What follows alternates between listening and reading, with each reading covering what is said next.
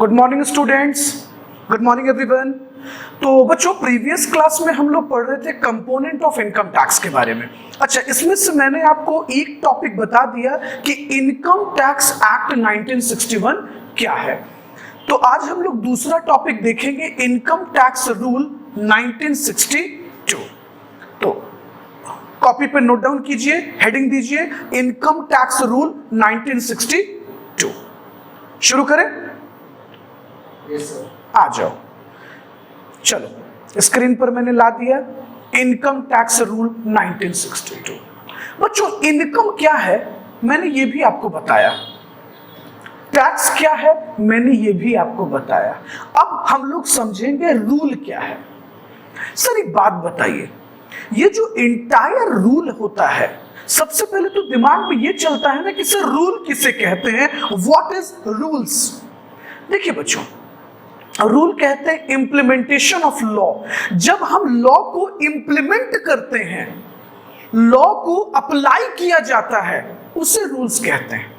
तो रूल्स होता क्या है? Implementation of law. जब लॉ को इंप्लीमेंट किया जाए, लॉ को लागू कर दिया जाए। एग्जांपल बच्चों, ट्रैफिक, मान लो कि ट्रैफिक लॉ में ये रूल बनाया गया, ये लॉ बनाया गया कि हर लोग हेलमेट पहनकर चलेगा, नहीं तो फाइन लगा दी जाएगी। तो जब इसको प्रैक्टिकली ट्रैफिक पुलिस रोड पे इंप्लीमेंट करने लगती है, लोगों से पूछने लगती है, भैया आपने हेलमेट क्यों नहीं पहना है, आपने गलती किया है, आपने लॉ तोड़ा है, तो भाई फाइन तो लगेगा, सजा तो आपको मिलेगी। तो जब हम लॉ को इंप्लीमेंट करते हैं तो ये क्या कहलाता है? रूल्स। अब देखिए, अब आपके मन में ये सवाल चल रहा होगा कि सर ये जो रूल्स है, इसको कौन देखता है, कौन एडमिनिस्ट्रेट करेगा, रूल्स बनाता कौन है, सर किसे पावर दी गई है और कहां पावर दिया गया है? तो देखिए बच्चों, इनकम टैक्स में एक सेक्शन है, सेक्शन 295। स्क्रीन पर देखिएगा ध्यान से, प्लीज सभी बच्चे स्क्रीन पर ध्यान दीजिए। Section 295 of income tax, income tax act में एक सेक्शन है मेरे प्यारे बच्चों, सेक्शन 295, जो पावर देता है, ग्रांटेड द पावर। किसको पावर देता है? Central board of direct taxes को पावर देता है कि तुम रूल्स को फ्रेम कर सकते हो। मतलब इनकम टैक्स एक्ट सेक्शन 295 कहता है कि मैं तुम्हें पावर दे रहा हूं, तुम रूल्स फ्रेम कर सकते हो। सर एक बात बताइए, रूल्स तो हम समझ गए कि जब लॉ को इंप्लीमेंट करवा दिया जाए, लॉ को लागू कर दिया जाए, फॉलो करने लगे, हम पब्लिक पर अप्लाई करने लगे, तो वो रूल्स है। लेकिन सर इस इंटायर, ये तो डायरेक्ट टैक्स का पार्ट है, तो सर डायरेक्ट टैक्सेस को लुक ओवर कौन करता है, एडमिनिस्ट्रेट कौन करता है? तो देखिए बच्चों, ये कहा जाता है the administration of direct tax is look after by CBDT. Direct tax का एडमिनिस्ट्रेशन, डायरेक्ट टैक्सेस का कंट्रोल को किसके पास है? Central board of direct taxes इसको देखती है। सर एक बात बताइए, रूल्स का होना क्या जरूरी था? बिल्कुल। आप इमेजिन करो बच्चों, अगर रूल्स नहीं होता तो आप ये जान पाते क्या कि अलग अलग एसएससी के लिए अलग अलग फॉर्म होता है? आप जानते हैं ना बच्चों, एसएससी तो बहुत तरह के हैं, इंडिविजुअल है, एचयूएफ है, एओपी है, बीओआई है, पार्टनरशिप फर्म है, कंपनी है। मैं आगे ये सब आपको पढ़ाऊंगा पर्सन में। तो सर क्या सभी लोग एक ही फॉर्म के अंदर अप्लाई करेंगे? क्या सभी लोग एक ही फॉर्म में टैक्स पे करेंगे? सबके लिए एक ही आईटीआर फॉर्म होगा? तो आंसर इज नो। तो सर किसके लिए कौन सा फॉर्म है? एक बात बताओ बच्चों, आप कॉलेज में पढ़ते हो, आप फाउंडेशन में पढ़ते हो, आप आईपीसीसी में पढ़ते हो, फाइनल में पढ़ते हो, क्या सबका फॉर्म एक ही था? नर्सरी क्लास का भी फॉर्म वही, 10th क्लास के लिए भी फॉर्म सेम, 12th के लिए भी फॉर्म सेम, ग्रेजुएशन के लिए भी फॉर्म, ऐसा होता है क्या? नहीं ना, सभी के लिए फॉर्म अलग रखा गया कि नहीं? तो रूल्स, इनकम टैक्स के जो रूल्स है वो बताते हैं कि कौन से एसएससी को कौन सा फॉर्म यूज करना है। तो सोचो रूल्स का होना कितना जरूरी था बच्चों। इमेजिन करो आप, अगर रूल्स नहीं होते तो क्या ये आप कर पाते? पॉसिबल था? नहीं। अब समझिएगा, जो रूल्स होते हैं ना बच्चों, वो फर्दर 3 पार्ट में डिवाइड किए जाते हैं। सब रूल, प्रोविजोस और एक्सप्लेनेशंस। अच्छा सर, रूल्स का भी सब रूल्स होता है क्या? हाँ बिल्कुल होता है। प्रोवाइजो भी होता है, हाँ, एक्सेप्शन कहते हैं बच्चों। अगर कुछ रूल्स के एक्सेप्शंस आ जाते हैं उसको प्रोवाइजो कहा जाता है और उस रूल्स के एक्सप्लेनेशंस दिए जाते हैं। तो ये हो गया हमारा इनकम टैक्स रूल 1962। तो तीसरा कंपोनेंट है गवर्नमेंट नोटिफिकेशन। सर एक बात बताइए, नोटिफिकेशन किसे कहते हैं? क्या है नोटिफिकेशन? सर आपके अकॉर्डिंगली हम किसे नोटिफिकेशन कहेंगे? अरे बच्चों सिंपल, जब सरकार किसी भी एक्ट में और रूल्स में चेंज लाती है, सुनिएगा बच्चों, जब एक्ट में या रूल्स में चेंजेस लाया जाता है और जब उस चेंज को हम कम्युनिकेट करते हैं, अच्छा देखते हो आपके फोन में आता है नोटिफिकेशंस, आता है ना? क्या आता है भाई कि जो एंड्रॉइड का नया वर्जन आ गया है, प्लीज आप उसको अपडेट कर लीजिए, नोटिफिकेशंस आते हैं। मतलब आपको उस परिवर्तन के बारे में बताया जा रहा है। आपकी जो कंपनी है जो फोन बनाती है वो आपको बार बार कम्युनिकेट कर रही है। उसी तरह से बच्चों, जब एक्ट में और रूल्स में, एकदम स्क्रीन को ध्यान से देखिएगा, जब इनकम टैक्स एक्ट में और रूल्स में जब कोई परिवर्तन लाया जाता है, कोई चेंज लाया जाता है, तो नोटिफिकेशन दी जाती है। यानी जब हम कम्युनिकेशन करते हैं, देखते हो आपके स्क्रीन पर बार बार आता है, तो कंपनी क्या कर रही है? आपको कम्युनिकेट कर रही है। आपको कॉल तो नहीं कर सकती ना, तो बताती है स्क्रीन पर एक मैसेज के फॉर्म में। उसी तरीके से बच्चों, जब central board of direct taxes या मिनिस्ट्री ऑफ फाइनेंस जब कोई एक्ट में, कोई लॉज में बदलाव करती है, तो उसे कम्युनिकेट किया जाता है, उसे बताया जाता है। हाँ, एक बहुत अच्छी बात आपको ये बताना चाहेंगे कि नोटिफिकेशन बहुत परमानेंट नहीं है, ये परमानेंट लॉ नहीं है। सरकार इसको कभी भी लाती है और कभी भी विड्रॉ कर देती है। अब आपको लग रहा होगा सर ये क्या मामला है, कभी भी लाती है और कभी भी विड्रॉ कर देती है। मैं आपको एक एग्जांपल बताता हूं बच्चों। आपने शायद पढ़ा होगा, ऐश्वर्या राय को मिस वर्ल्ड का टाइटल 1994 में मिला था।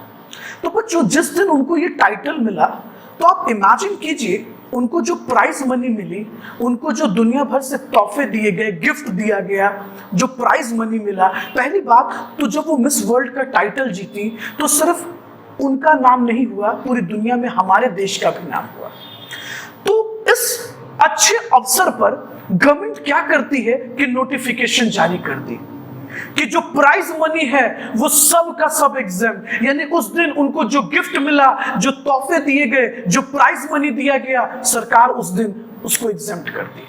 आपने पढ़ा होगा बच्चों, 2009 में एक बहुत फेमस सॉन्ग ऑस्कर के लिए गया था, जय हो। AR रहमान को ऑस्कर प्राइज उसके लिए मिला भी था बच्चों, शायद 2009 था, आई थिंक सो, जहां तक मुझे याद है। तो ऑस्कर जब प्राइज मनी दी गई, गवर्नमेंट ने उस दिन भी नोटिफिकेशन लाया और कहा कि चलो आज से क्या हो गया, प्राइज मनी आज के लिए जो भी तुमको दिया गया वो एग्जेम्प्ट हो गया। तो बच्चों ये परमानेंट नहीं होता, नोटिफिकेशन ना बच्चों वो शॉर्ट टर्म्स के लिए होता है। सरकार उसको कभी भी लाती है और कभी भी वापस ले लेती है। ये सबके लिए नहीं था ना, ये ऐश्वर्या राय के लिए था, AR रहमान सर के लिए था, विड्रॉ कर लिया गया। ओके, तो ये आपको नोटिफिकेशन समझ में आया। आप सोचिए बच्चों, अगर नोटिफिकेशन इंपॉर्टेंट कंपोनेंट नहीं होता तो इधर से इनकम टैक्स ऑफिसर आते, चलिए मैडम लाइए भाई टैक्स लाइए, आप इतना प्राइज मनी जीती हैं, तो उनके एडवाइजर यही कहेंगे ना असेसिंग ऑफिसर को कि जाओ जाकर नोटिफिकेशन पढ़ो, सेंट्रल गवर्नमेंट ने एग्जम्प्ट कर दिया है। समझ रहे हो? तो नोटिफिकेशन कंपोनेंट हुआ कि नहीं हुआ बच्चों? तुम बार बार सोच रहे होगे ना, सर क्यों पढ़ा रहे हैं, सर नोटिफिकेशन को इनकम टैक्स लॉ का पार्ट क्यों कह रहे हैं? स्क्रीन पर देखो आप, यही वजह से तो मैं आपको बोल रहा था नोटिफिकेशंस क्यों इंपॉर्टेंट पार्ट है। नहीं होता तो फिर टैक्स लग जाता, इसलिए। चलिए, होप सो, मुझे जहां तक लग रहा है आप समझ पाए होंगे। समझ गए? आइए अब बताते हैं आपको सर्कुलर्स और क्लैरिफिकेशंस के बारे में। सर ये सर्कुलर्स क्या है? ये क्लैरिफिकेशंस क्या है? सर सर्कुलर को इशू कौन करता है? Central board of direct taxes. तो सर्कुलर को जारी कौन करता है बच्चों? सीबीडीटी जारी करती है। सेक्शन 119 कहता है बच्चों, 119 कहता है, 119 सेक्शन के पास पावर है सीबीडीटी को कि वो सर्कुलर्स और क्लैरिफिकेशन जारी कर सकती है। सर क्लैरिफिकेशन क्यों जरूरी है? बच्चों अगर तुम क्लैरिफाई नहीं करोगे, एग्जाम्पल लो बच्चों, तुमने मम्मी से कहा मम्मी कुछ अच्छा बना दो। मम्मी पूछ रही बेटा क्या बना दे अच्छे में, क्या खाने का तुमको मन कर रहा है? तो तुम कुछ बोल नहीं रहे हो।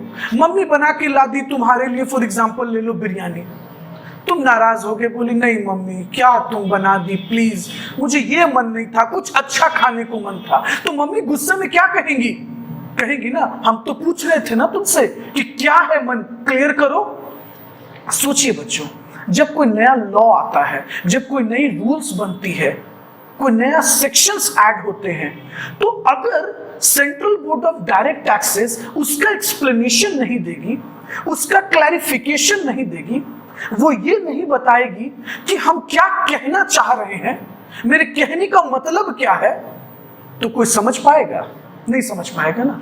हो सकता है बच्चों पटना में जो इनकम टैक्स डिपार्टमेंट है, दिल्ली में जो इनकम टैक्स डिपार्टमेंट है, जो ऑफिसर मुंबई में बैठे हैं, जो महाराष्ट्र में बैठे हैं, कर्नाटका में बैठे हैं, अलग अलग राज्यों में बैठे हैं, वो अलग मतलब निकाल कर बैठ जाएंगे।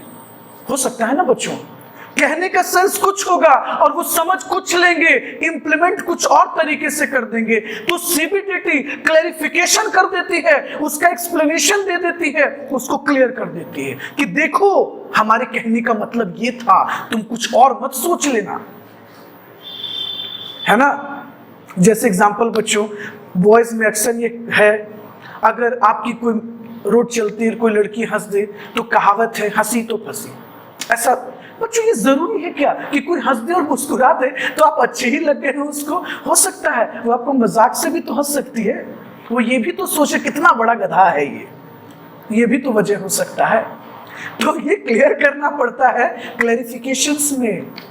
ये सीबीडीटी क्लियर कर देती है कि तुम गधा मत बनो, मैं जो कह रहा हूं वो सुनो, मेरे कहने का मतलब क्या है वो समझ लो। चले फिर देखिए, ये जो सर्कुलर्स है नॉट बाइंडिंग ऑन एसएससी। बच्चों ये जो सर्कुलर्स होता है ये एसएससी के लिए नहीं होता, ये ईओ के लिए होता है, इनकम टैक्स ऑफिसर के लिए होता है। बच्चों किसके लिए होता है? इनकम टैक्स ऑफिसर के लिए होता है, और ये एसएससी के लिए बाइंडिंग नहीं है। ओके, ये इनकम टैक्स डिपार्टमेंट के अधिकारी और ऑफिशियल्स के लिए है। ओके चलो, कोई दिक्कत? उसके बाद एक बहुत इंपॉर्टेंट कंपोनेंट है बच्चों, एनुअल फाइनेंस एक्ट। अच्छा सर ये एनुअल फाइनेंस एक्ट क्यों इंपॉर्टेंट है? देखिए इसका कुछ इंपॉर्टेंट वजह है बच्चों।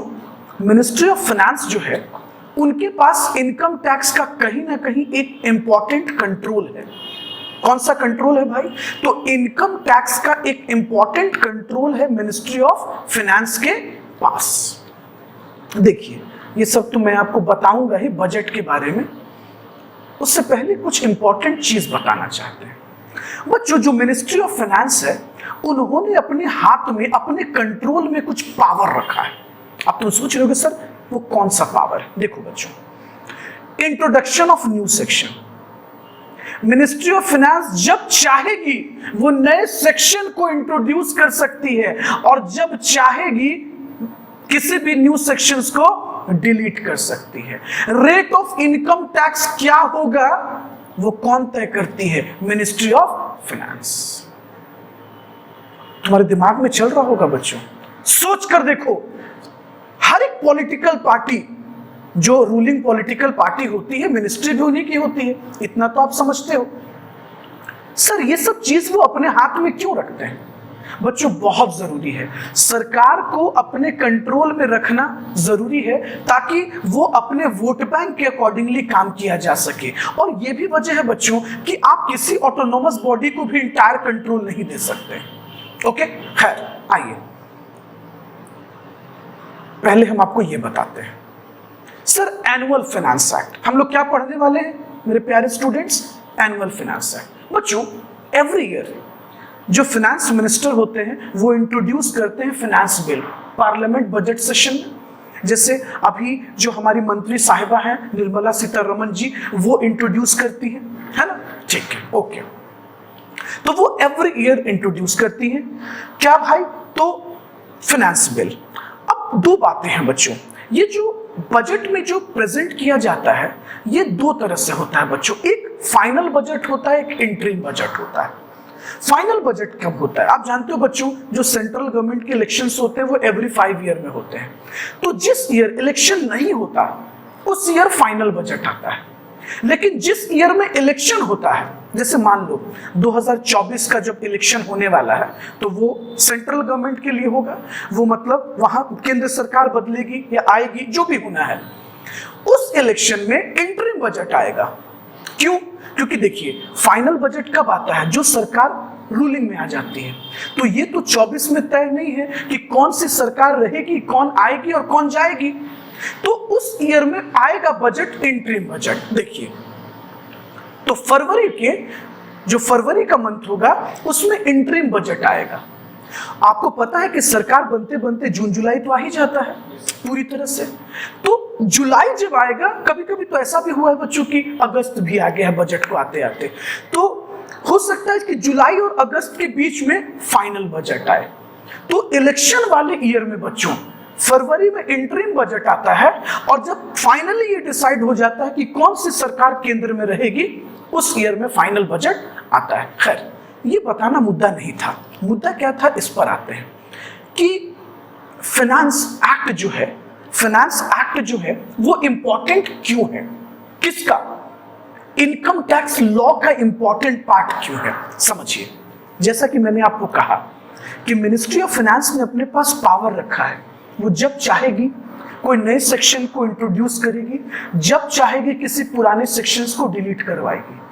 कौन लोग कितना टैक्स पे करेंगे, किस एज के पर्सन कितना टैक्स देंगे, ये कौन डिसाइड करेगी? मंत्रालय, मिनिस्ट्री डिसाइड करेगी। क्योंकि पॉलिसी किनको बनानी होती है? मिनिस्ट्री को। डेवलपमेंटल प्लान किनको बनाना होता है? मिनिस्ट्रीज को। इसलिए ये लोग डिसीजंस लेते हैं। इसलिए मैंने कहा कि ये टैक्स का एक इंपॉर्टेंट हिस्सा है, कंपोनेंट है। चले देखिए, तो मैंने आपको क्या कहा कि जो फाइनेंस एक्ट होता है उसके पास ये सर्टेन पावर्स हैं। Amendment by finance act. अब देखिए सर, एक बात बताइए, फाइनेंस एक्ट के अंदर तो बहुत सारी चीजें हैं।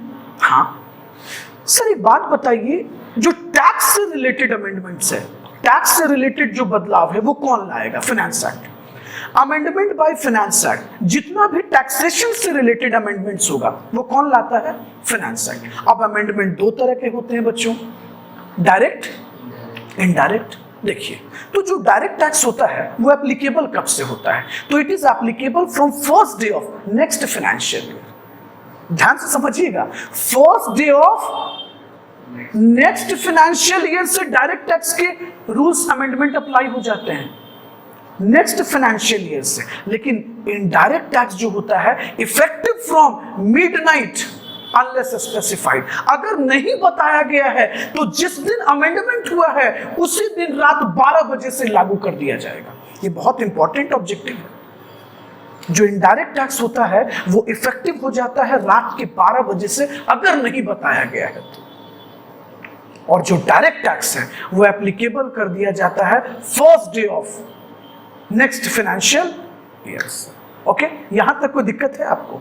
आगे चले, चलिए देखिए, एवरी ईयर फाइनेंस मिनिस्टर यानी जो गवर्नमेंट ऑफ इंडिया है, देखिए बहुत इंपॉर्टेंट नोट आपको बता रहे हैं, every year finance minister of government of India introduce finance bill, parliament session में बिल प्रेजेंट करते हैं। When finance bill is passed by both the houses of the parliament and get assent of parliament। Parliament के assent का मतलब है कि president की सहमति मिल गई, तो ये क्या बन जाता है? Finance act. तो जब फाइनेंस बिल को, समझे, फाइनेंस बिल को फाइनली सहमति मिल जाती है, assent मिल जाता है, तो ये क्या बन जाता है? फाइनेंस एक्ट बन जाता है। स्क्रीन पर ध्यान से देखिएगा, ये क्या बन जाता है? Finance act. Amendments are made हर साल अमेंडमेंट किया जाता है इनकम टैक्स एक्ट 1961 में एंड अदर टैक्स लॉज, क्योंकि बाकी टैक्स लॉ भी तो मिनिस्ट्री ऑफ फाइनेंस ही देखती है ना, ऐसा तो नहीं कि सिर्फ इनकम टैक्स एक्ट को ही देखती है, इतने तरह के टैक्सेस हैं, इतने तरह के एक्ट सबको देखती है। अब देखिए होता क्या है, जो फाइनेंस एक्ट होता है उसका जो फर्स्ट शेड्यूल है वो 4 पार्ट में डिवाइड है। कितने पार्ट में? 4 part. Part 1, part 2, part 3, part 4। Part 1 में रखा जाता है rate of tax, income tax का रेट क्या होगा, applicable for current assessment year से इसको अप्लाई कर दिया जाएगा। Rate of tax for the current financial year के लिए क्या होगा, पार्ट 2 में। रेट ऑफ एडवांस टैक्स क्या होगा, rules for computing net aggregate income, agricultural income, agricultural income के लिए रूल क्या होगा, ये सभी चीजें कहाँ रखी गई है, पार्ट 4 में। अब सवाल है कि सर ये तो आपने ब्रीफ में समझा दिया तो हम लोग समझ गए, सर ये जुडिशियल डिसीजंस क्यों आया, judicial decision income tax law का कैसे पार्ट हो सकता है? देखिए बच्चों, सुप्रीम कोर्ट को एक पावरफुल बॉडी कहा गया है, जैसा कि हम हर लोग जानते हैं। देखिए कहा जाता है कि supreme court is the apex of a country and law laid down by the supreme court is a law of land. इसको देश का कानून माना जाता है। सुप्रीम कोर्ट ने अगर किसी चीज पर फैसला कर दिया उसको देश की कानून मान ली जाती है, लॉ ऑफ लैंड माना जाता है और हर किसी को मानना पड़ेगा। तो अगर कोई इनकम टैक्स का केस आता है, जैसे मैंने आपको टी.ए. कुरैशी का केस बताया था कि इलीगल बिजनेस भी, इलीगल इनकम भी इनकम टैक्स में क्या माना जा रहा है, इनकम, है ना। बाद में उसको अमेंडमेंट कर इंप्लीमेंट किया गया था। तो decision given by the high courts will apply in respective states, लेकिन जो सुप्रीम कोर्ट के रूल्स होते हैं, जो जजमेंट होता है वो पूरे देश में एप्लीकेबल कर दिया जाता है। ओके, तो हो सकता है कि कोई चीज, कोई एक्ट, कोई डिसीजन, कोई व्यवस्था, कोई कानून इनकम टैक्स लॉ में लिखा हुआ नहीं, लेकिन जब वो सुप्रीम कोर्ट पर पहुंचा, सुप्रीम कोर्ट ने उस पर सुनवाई की, जजमेंट किया, तो वो जजमेंट अपने आप में एक कानून बन जाती है। कोई दिक्कत? क्लियर है? Yes, sir. समझ में आ गया? चलो सभी बच्चों को Yes, sir. Okay, thank you everyone. चलिए आज यहां तक रोकते हैं, फिर नेक्स्ट क्लास में हम लोग पढ़ेंगे कि हाउ लॉ वर्क्स, लॉ किस तरीके से काम करता है। चलो।